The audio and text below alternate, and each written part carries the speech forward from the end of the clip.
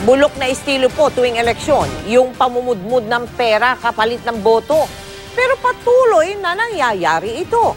Panawagan ng ilang grupo, parusahan ng mga sangkot para matigil na ang iligal na gawain. Nakatutok si Sherry Ann Torres.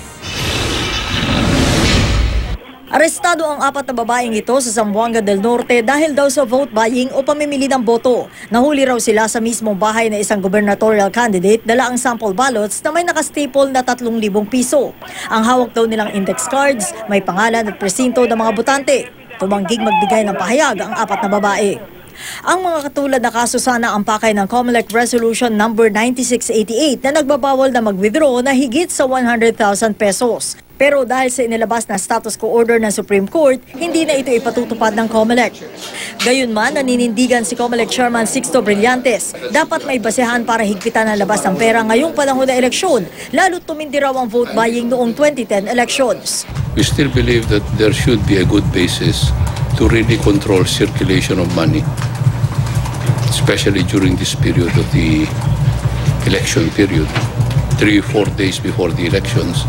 Si Senador Miriam Defensor Santiago, sinabing tumaas na rin daw ang bayaran sa vote buying. It used to be 500 pesos per voter. So if they're going to say that it's worse now, that can only mean it's more than 500 pesos.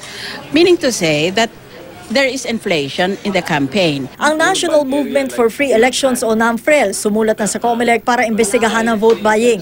Dapat daw maparusahan maging ang mga kandidato. When you sell your vote, you sell your future, you sell the future of your children. Sample at saka yung bumibili, unahin mo. Wag natin binubusisi-busisi itong mga nagbebenta, yung mga butante.